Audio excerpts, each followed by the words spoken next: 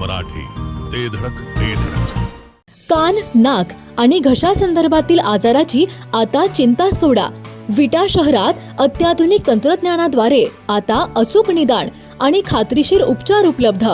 Doctor Aishwarya Kakade यांचे श्री समर्थ कान नाक घसा हॉस्पिटल 24 तास आपल्या सेवेसाठी सज्ज.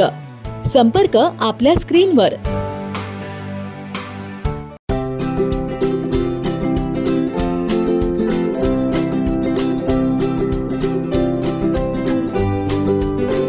लग्न बस्त्याची खरेदी करायचे आणि आपल्या प्रियजनांना दर्जेदार फर्निचर आणि भांड्यांचा आकर्षक सेट एकदम माफक दरात गिफ्ट द्यायचाय तर आता विट्यातील बालाजी फर्निचर मॉल मध्येच आपली खरेदी करा. बालाजी फर्निचर मॉल, लग्न बस्त्याचे माहेर घर.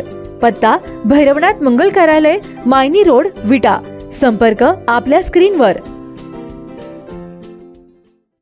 माजी सभापती ब्रह्मानंद पडळकर यांनी आमदार सुहास बाबर यांच्यावर जोरदार टीकास्त्र सोडलंय. नाव न घेता ब्रह्मानंद पडळकर यांनी सुहास बाबर यांच्यावर घणाघात केलाय. राजकारणात आम्हाला भरपूर त्रास झाला, पण आम्ही रडत बसलो नाही. आम्ही मर्दाची औलाद आहे. आमच्याकडे त्रास सहन करण्याची शक्ती आहे. वरिष्ठांकडे जायचं आणि पाय धरून साहेब बघा असलं आम्ही कधी केलं नाही. अशा कडक शब्दात ब्रह्मानंद पडळकर यांनी आमदार बाबर यांच्यावर हल्लाबोल केलाय. राजकारणामध्ये आम्हाला फार त्रास झाला. आम्ही असं बायाकडे रडत बसत नाही. आमचा अन्याय झाला, आम्हाला त्रास होतोय. अरे ना, आम्ही मर्दाची औलाद आहे. आमच्याकडे त्रास सहन करायची शक्ती आहे. बर, जो त्रास देतो त्याला तुडवायची शक्ती सुद्धा पडळकर बंधूमध्ये आहे. मी कवाच रडलो नाही संग्रामनाना. मला असंच झालंय, माझं तसंच झालंय. वरिष्ठापाशी जायचं, त्यांचं पाय धरायचं, साहेब बघा. अरे असं नाही, मी राजकारण करता. 2029ला खानापूर तालुक्याचा आमदार हा भारतीय जनता पार्टीचा झाला. हे तुमच्या जेव्हा मी सांगतोय, मी कोणाला भीत नाही. ग्रीन हार्वेस्ट नैसर्गिक पेंडीयुक्त खत, नेचर केअरची युक्ती, रासायनिक खतांपासून मुक्ती. Green harvest. मला फार आनंद होतो ज्यावेळी 2006 पासून पडळकर साहेब राजकारणामध्ये आले. राष्ट्रीय समाज पक्षाच्या माध्यमातून आम्ही काम करत होतो. आणि त्यावेळी 2009ला पडळकर साहेब उभा राहिले. त्यावेळी 24,000 मतं पडळकर साहेबांनी घेतली. त्यावेळी सदाभाऊ निवडून आले आणि त्यावेळी होते गोपीचंद म्हणून होते गोपी म्हणून पाचरी टोपी हे त्या 9ला इथं घेतलं, घोषणा दिल्या. राजकारणामध्ये कुणाला तरी अडवलं तरच आपण पुढे जाऊ. राजकारणामध्ये आम्हाला फार त्रास झाला. आम्ही असं बायाकडे रडत बसत नाही. आमचा अन्याय झाला, आम्हाला त्रास होतोय. अरे ना, आम्ही मर्दाची औलाद आहे. आमच्याकडे त्रास सहन करायची शक्ती आहे. बर, जो त्रास देतो त्याला तुडवायची शक्ती सुद्धा पडळकर बंधूमध्ये आहे. हे तुम्ही लक्षात घेतलं पाहिजे. मी कवाच रडलो नाही संग्रामनाना. मला असंच झालंय, माझं तसंच झालंय. वरिष्ठापाशी जायचं, त्यांचं पाय धरायचं, साहेब बघा. अरे असं नाही, मी राजकारण करता. राजकारणामध्ये प्रत्येक जण येणार आहे. कोण आपलं ज्याच्या त्याला ज्याला खुर्ची पडलेली असते. अरे सभापती पद करत असताना या जिल्ह्यामध्ये, या महाराष्ट्रामध्ये ब्रह्मानंद पडळकर यांनी समाज कल्याण सभापती पद काय असतंय हे तुम्ही दाखवून घेतले.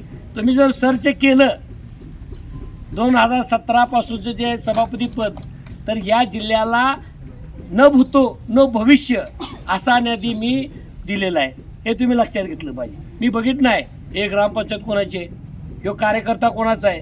आपा माझ्या केबिनला जो आलाय, माझ्या केबिनला आलाय तो, आणि तो मला म्हणला तो सरपंच आहे, तो सदस्य आहे, आणि मला म्हणलं चल शेट मला निधी पाहिजे. ठीक आहे, दिला मी निधी, काय अडचण नाही. किती पाहिजे? 20 लाख, 30 लाख, 50 लाख, काय अडचण नव्हती. मी 150 कोटी निधी वाटला. आणि एवढं चांगल्या पद्धतीनं काम केले. या विठ्ठल शहराची आणि पडळकर साहेबांची नाळ फार जुने. 2006 पासून पडळकर साहेब या शहरामध्ये येतील. आणि मग आम्ही कवा वैभवदादा सोबत लढलो असेल, मी आम्हाला युती धर्म आम्ही पाळला असेल, पण यावेळी आम्ही लढलो भारतीय जनता पार्टी म्हणून. इथं गटबट नाही. लोकांना काय वाटते माहिती आहे का, त्यांना आनंद होतो वैभव पाटलाला आला नाही. अरे वैभव पाटील आता तिरुपतीला आमच्यासाठी आशीर्वाद मागाय गेले, त्याला तिथनं यायचं का? काल आमचे राजूभाऊनं सोसायटीवर सत्ता आणली 13-0. मग काय कारणानं त्यांचा फोन झाला नाही, दादा आले नाहीत, म्हणजे आले म्हणून लोकांना अरे त्यांच्यात गट पडले नाही. या आमच्या तालुक्यामध्ये खानापूर आणि आटपाडीमध्ये एकच गट भारतीय जनता पार्टी पक्ष. आता कळाकळा गुदगुले होते हो, अरे काय सदाभाऊला डावललंय, अरे काय पुढं डावलंय. अरे असं काय होत नाही. हे भारतीय जनता पार्टी आहे. भारतीय जनता पार्टी कार्यकर्त्याला ताकद कशी देते हे तुम्ही लक्षात घेतलं पाहिजे. एखादं पद जर तुम्ही घेतलं भारतीय जनता पार्टीचं, त्या पदाची ताकद काय आहे ते दाजीभाऊ पवारांना विचारा. डायरेक्ट मंत्र्याला भेटू शकते, डायरेक्ट खासदारांना भेटू शकते, डायरेक्ट मुख्यमंत्र्याला भेटू शकते. ही फक्त भारतीय जनता पार्टीच्या मध्येच आहे. इतर तिकडं चमकोगिरी कार्यकर्त्याच्या पुढं, आमदाराच्या पुढं लाल करणारे कार्यकर्ते असतील. साहेब असं झालंय, साहेब तसं झालंय. साहेबाला काय माहीत नसते मागं काय आहे. मी या तालुक्यामध्ये फिरतोय, आता 2-2.5 वर्ष तालुक्यामध्ये फिरतोय. तालुक्यामध्ये फिरत असताना भारतीय जनता पार्टी दाजीभाऊच्या नेतृत्वाखाली, दाजीभाऊने ज्यावेळेस आपल्या इथे घेतली, धुरा घेतली आणि एवढ्या चांगल्या पद्धतीनं काम केलं. आता SRचं आम्ही बैठक झाली, बऱ्याच वेळ बघितलं वैभवदादा आणि मला ज्या मतदारसंघाचा अध्यक्ष केलं, मी दादांना काही फोनच केला नाही. आमचं काय नाही, मी आटपाडी बघायचो, दादा इकडे बघायचे. आणि परवा माझे मित्र विक्रम पावसकरांचा फोन आला आणि म्हटले वरच्या ह्याच्यामध्ये भागामध्ये काय कमी जास्त गावं झालीत. मग दाजीभाऊनं फोन केला, दाजीभाऊने वैभवदादांना फोन केला, आपल्यात काय राहिलं का. त्यावेळी तर बघितलं की या खानापूर तालुक्यामध्ये भारतीय जनता पार्टीचं काम फार चांगल्या पद्धतीने चाललेलं आहे. हार जीत होत जाते. आपली नगरपंचायत गेल्यानंतर आमचं कार्यकर्ते गरबाडलं, आपासुद्धा आमचा गरबाडला. आता कसं, अरे काय टेन्शन घेऊ नका. ज्यावेळी जिल्हा परिषदेची निवडणूक लागली आणि राजूभावाच्या समाधीचं आम्ही दर्शन घेतलं, त्यावेळी मी ठरवलं दाजीभाऊ आपल्याला लढायचं आहे, आपल्याला रडायचं नाही. आणि त्या दिवशी आम्ही बघितलं आणि घाट माथ्यावर आमच्या कार्यकर्त्यांनी गड्यांना घाम फोडला. घरदार पडलं होतं, घरदार तिथं प्रचाराला. आम्ही नाही, मी तर आलोच नाही. मी कार्यकर्ता असा आहे की माझा कार्यकर्ता, माझ्या जीवाभावाचा सहकारी कुठं जर अडचणीत आला तर त्याला ताकद द्यायचं काम ब्रह्मानंद पडळकरचं आहे. लोकांना काय वाटतं माहिती आहे का, काहीतरी हे ही बोगस गुन्हे आहेत, इकडे तर काय तर होतंय. काय नाही, त्या सवयी ज्यांना आहेत त्यांना वाटतं आता बोगस. अरे चालत नाही. इथे गृहमंत्री देवेंद्र साहेब आहेत, कुठल्याही ह्याच्यात गेलं ना पॉलिटिशियनमध्ये, आता बोगस गुन्हा घ्यायची बंद झालेत. आमच्याकडे खरं आहे. आणि मी तर सरळ म्हणतो, मागच्या वेळी बघा आमचे मित्र मयूरजी गुळवणे आणि आमचा उदय आणि जो केडी म्हणजे किसना देशमुख, त्याला केडी म्हणतो मी, लॉग फार्म, त्यांच्यावर खोटा गुन्हा दाखल केला आणि पोरं महिन्याभरात निघाले त्या खोट्या गुन्ह्यातनं. कारण सरकार एवढं चांगलं पद्धतीने चाललेलं आहे. त्या सरकारमध्ये फडणवीस साहेब आहेत, शिंदे साहेब आहेत, आपल्या पवार मॅडम आहेत. मी पोरं अलगत निघाली. त्यांना काय वाटलं, बाबा गार्डीमध्ये वाद झाला आहे आणि ह्या पोराला कुठंतरी अडकावं. असं होणार नाही. कारण आता पडळकर साहेबांची ताकद आहे, सदाभाऊंची ताकद तुमच्या पाठीमाग आहे. आणि भारतीय जनता पार्टीचा कार्यकर्ता कवाही न झुकणारा कार्यकर्ता आहे. त्यामुळे तुम्ही काळजी करू नका. मी आता दाजीभाऊन आताच मागाशी म्हटलं की गाव तिथं शाखा, दाजीभाऊच्या नेतृत्वाखाली गाव तिथं शाखा आणि संग्रामभाऊच्या नेतृत्वामध्ये विट्टा शहर. मग आता आमची सारीच आहे, सागरभाऊ असतील, विजयराव असतील, इथले बाकी सहकार आहे, उदय असेल, सारे आता सकरदाजी आपल्यासोबत आहेत, आमचे सुरेशराव येत आहेत.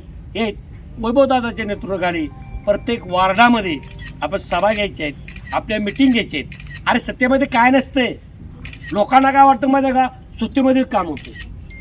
ज्यावेळी R.R. आबा गृहमंत्री होते, किस्सा समजून घ्या तुम्ही, R.R. आबा गृहमंत्री होते आणि जे आमचे अमरशिव बापू त्यावेळी अध्यक्ष होते. त्याने मिटिंग घेतली आमच्या इथं बंडूशेठ, त्यावेळी तुम्ही आमच्यासोबतच होता. तात्या तेव्हा आपल्या पार्टीनं गेला नव्हता, आपल्यासोबतच होता. त्यावेळी R.R. आबाने मिटिंग घेतली आटपाडीमध्ये आणि पडळकरवाडी, पिंपरी आणि तरसवाडी या गावामध्ये 30-35 बंधारे चालू आहे. सत्ता नाही, राष्ट्रवादी सत्ता, पण अधिकारी हे कायम देण्यात ठेवा. चांगल्या माणसाच्या पाठीमागं ठामपणे उभा राहतील.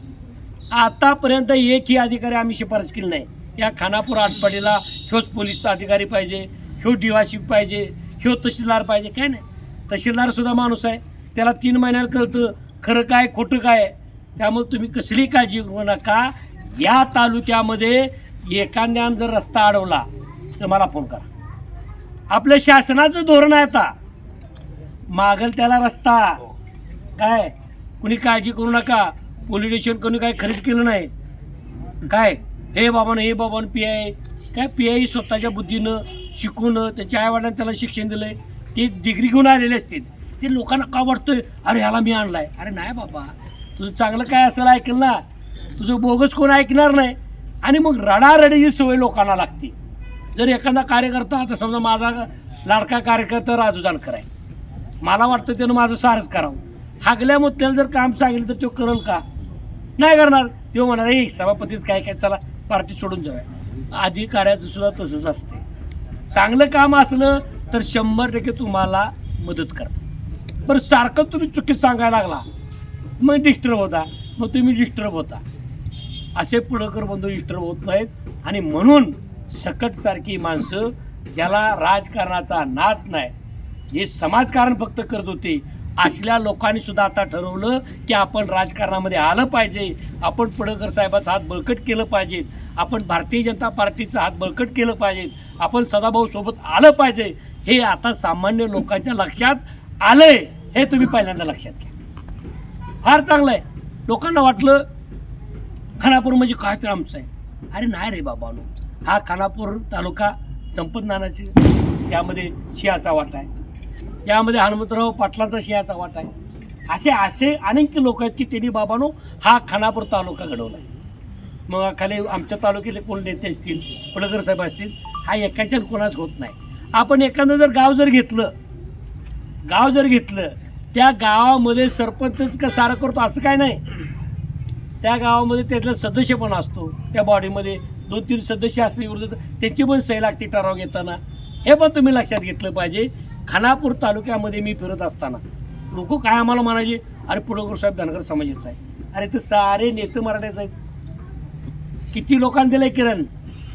का लोकांना वाटतंय दाजीभाऊ काय मग बाबा तुम्ही काय मागा का चर्चा मराठाच आहे असं नाही, धनगरच नाही. तुम्ही काम करणारा कार्यकर्ता कायम बघा चांगल्या माणसाच्या पाठीमागे ठामपणे उभा राहतो. मला पण वाटलं नाही का खानापूर तालुक्यामध्ये भारतीय जनता पार्टी एवढ्या ताकदीनं वाढत. आणि भविष्यात मी सांगतो 2029ला खानापूर तालुक्याचा आमदार हा भारतीय जनता पार्टीचा वाढतो. हे तुमच्या जेव्हा मी सांगतोय, मी कोणाला भीत नाही. भारतीय जनता पार्टीचा कार्यकर्ता कसा आहे मला जाण आहे. मी फिरतोय, गावात फिरतोय, खेड्यागावात फिरतोय. खेड्यागावामध्ये आज घरोघरी जर आपण गेलो, अरे त्यांना काय झालं बघा,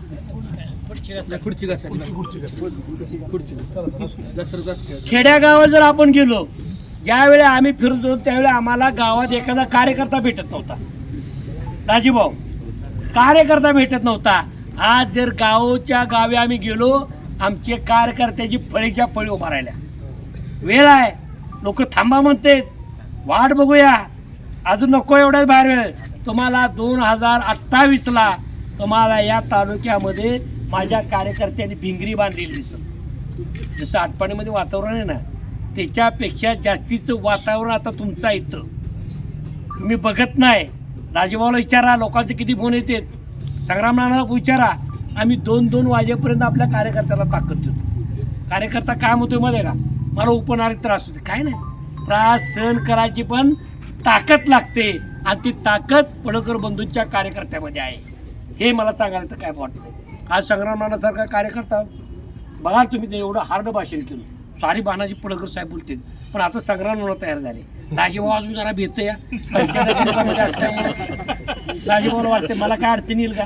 दाजीभाऊ तुमचं काय असेल का तुला अडचण द्या, मी बंधुशेठ सांभाळायला तयार आहे, तुम्हाला सुद्धा काय अडचण येणार नाही. एक कृष्णा देशमुख सारखा एक कार्यकर्ता, तुम्हाला कृष्णाच्या बाबत सांगतो, अख्खी पाईपलाईन शासनाने घातली त्याच्या रानात. कृष्णाचा मला सकाळी फोन आला, म्हणजे कृष्णाला काय लागायचं झोप देऊ देतो नाही. कृष्णा म्हणला माझ्या रानातून पाईपलाईन लागली टेंबूची, जावा म्हणजे टेंबूच्या अधिकाऱ्यापाशी जातो. टेंबूच्या अधिकाऱ्या बघितला, नकाशा काढला, नकाशा एकाच्या बाजूनं, पण कृष्णा विरोध करतोय म्हणून त्याच्या रानातून पाईपलाईन काढायला डोक्यात काढायचा. पण अधिकाऱ्यानं समजून सांगितलं तुमचा ज्या पद्धतीने नकाशा असेल त्या पद्धतीने काढा आणि मग त्याच्या पद्धतीने काम केलं. माझ्या तालुक्यामध्ये जर बघितलं, आटपाडी तालुक्यामधला कार्यकर्ता संघर्षात आहे, संघर्षातून मोठा झाला आहे. त्याला संघर्ष नवं नाही. पडळकर साहेबाला तर आपल्या कसलाच अहंकार नाही. तुम्ही जर बघितलं आणि पडळकर साहेब बघितलं, आम्ही त्यावेळी मागच्या 31 मेला आमचा कार्यक्रम झाला. मला वाटतं यातले आमचे बरेच कार्यकर्ते होते. 2:30 वाजता जेवण मिळालं आणि पडळकर साहेब खाली बसले आणि त्यांच्यासोबत 200-250 कार्यकर्ते होते. ते पण पुन्हा मग खाली. मग आमच्यासारखे पांढरे कपडे, टाईट कपडे, काळजी मारलेले, त्यांनी पुन्हा इकडं तिकडं बघायचं, कोण चप्पल खाली घेतोय, कोण बूट घेतोय. पण साहेबांनी बुटासकट खाली बसलं. म्हणजे जमिनी वासलाला कार्यकर्ता केव्हाही उडत नाही. आणि म्हणून भारतीय जनता पार्टीचा कार्यकर्ता सत्ता असू दे नाहीतर नसू दे, कायम जमिनीत राहून काम करणार. त्यामुळं विट्यातल्या सर्व सहकार्याला सांगतोय, तुम्ही काळजी करू नका. शिव काय पुस्तकाच्या बाहेरचं करतोय का? शिव काय सत्ताधाऱ्याला नियम आहे तोच आम्हाला आहे ना? तो का आमचीच घरं चुकतो पाडू शकतो का? आप्पा बेच नाही. तो घरं पाडायला साऱ्याची पाडेल ना, का आमची चुकं पाडू शकतोय? नाही, आम्ही काही बांगड्या भरल्या नाही, त्या पाडाय तर ये मग बघू काय असतं ते आम्ही जाऊ. त्यामुळं तुम्ही कसली काळजी न करता हा कार्यक्रम खरं तर सतीशराव फार चांगला घेतला. आता जेवणाचं नियोजन केलंय आणि एवढी लोक गोळा केली, मला तर काय माहीत आहे. मी म्हणाला जेवायचं आणि सटकायचं. आमच्यातून बाळू पाटील म्हणून कार्यकर्ता आमच्या तात्याचा जेव्हा भावाचा आहे, तात्याचा सारखा जीव त्याच्यात अडकला आहे. मला म्हणून तिकडं जायचं आहे. पण तात्या इथं सुद्धा सकरदाजीनं आपल्या मोठं जेवणाचं नियोजन केलंय आणि सर्व कार्यकर्त्यांनी आता बाहेर आलं पाहिजे. एक ध्यानात घ्या, आता लोकांना काय वाटतंय विट्याची नगरपालिका गेली, आमदारकी आपली गेली, काय नाही. या कोंबड कमिटीमध्ये आम्ही असताना मी तुम्हाला निधीची भाषा सांगतो. मला 4 कोटीचा निधी दिला, बबोदादांना 3 कोटीचा निधी आला, आमच्या अमरशी बापूंना निधी आला, आमचे राजेंद्र खरात यांना निधी आला, आमचे जुने बंडोपंत देशमुख त्यांना DGPC-मधून निधी आला. तुम्ही निधीच्या बाबतीमध्ये काळजी करू नका, सरकारवर आपला आहे आणि सरकार हे आपल्या सर्वसामान्याच्या सोबत आहे, कशीच काळजी करायची नाही. आणि चंद्रकांत दादासारखे पालकमंत्री आहेत, फार अभ्यासू, लोकांना समजून घेणारे नेते चंद्रकांत दादा आहेत. आणि दादाने आम्हाला सांगितलं की तुम्ही काळजी करू नका, तुम्हाला काय लागलं तर आम्हाला सांगा. त्यामुळं बिंदास्त राहावा.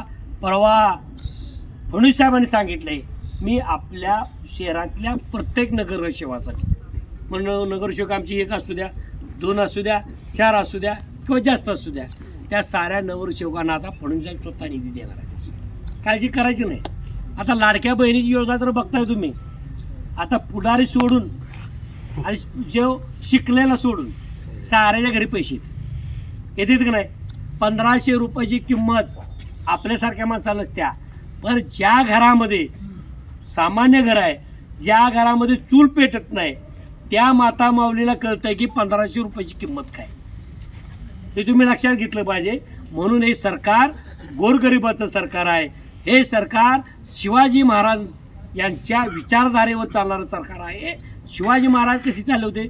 शिवाजी महाराजांनी साऱ्या 12 बरोदाला एकत्र केलं. सामान्य महाराजा त्यांच्यासोबत राहिला, प्रस्थापित महाराज त्यांच्यासोबत राहिला नाही, 12 बरोबर त्यांच्याबरोबर सोबत राहिले आणि त्यांनी त्याची मोठ बांधली आणि इथं स्वराज्य निर्माण केलं. हे शिवाजी महाराज होते आणि त्यांच्या पावलावर पाऊल चालून हे आपलं भारतीय जनता पार्टीचं सरकार, केंद्रातलं सरकार आणि राज्यातलं सरकार चाललेलं आहे. त्यामुळं तुम्ही सर्वांना विनंती करतो, हे आपलं विचार तळागाळामध्ये पोचवा आणि कोणाला जर अडचण आली त्याची पार्टी विचारू नका. आप्पा अरे तो आपल्या विरोधातच होता, अरे माझा भाऊ मला 11 वर्ष सोडून गेलं, तो गेला, तो माझ्या अंगावर गाडी घालायला आला, दुसऱ्याला बोलायचं नाही. आणि आता आम्ही सारे फिरतोय. परवा एक नेता मला भेटला, म्हणला राजू भाऊ कसं काय? अरे राजूचं माझं झालं तर तू काय याला मध्ये आलाच? बंडू शेटला म्हणलं. म्हणजे एवढ्या चांगल्या पद्धतीचं काम करायचं आहे. जी माझी जुनी लोक गेलते त्यांना वाटायला लागलं हे आपण शेटच्या मागे गेलं पाहिजे. शेटला ताकद दिली पाहिजे. मी तुम्हाला एक किस्सा सांगतो आमच्या बनपुरी गावचा. बनपुरी गावामध्ये बौद्ध समाजाचं 92 मतदान आहे. किती मतदान आहे? 92 मतदान आहे. त्यांनी केव्हाही भारतीय जनता पार्टीला मतदान केलं नाही. लक्षात घ्या. माझ्या मतदारसंघामध्ये गाव आहे, आता जिल्हा परिषदमध्ये आमच्या मतदारसंघामध्ये आहे, आणि ते सारे एकत्र आले आणि त्यांनी बसले. मी मातंग समाजामध्ये बैठक घेतली ना, होलार समाजाची, आणि मला बौद्ध समाजाने बोलवलं नाही बैठकीला. आता मी कसं जायचं न बोलवता? मग त्यांनी विचार केला का, म्हणले आज होलार समाजामध्ये बैठक झाली, मुसलमान समाजामध्ये बैठक झाली, मग ही 3 बैठका झाल्या, तर त्यांनी मला बोलवलं. मला म्हणजे शेट तुम्ही इकडे लागताय. त्यावेळी आकाश 1:45 वाजले. मग मी म्हणलं ठीक आहे चला बोलू, तरी आपल्याला काय जायला अडचण आहे. मी तिथं गेलो. त्याने आम्हाला सांगितलं आम्ही आमचं 92 मतदान आम्ही पडळकर साहेबाला देणार आहे. मी खुश, मला आनंद होणार आहे. आज एवढी 90 मतं जर आपल्यासोबत येत असतील, मग त्यात एक वकील आहेत त्या गावचे.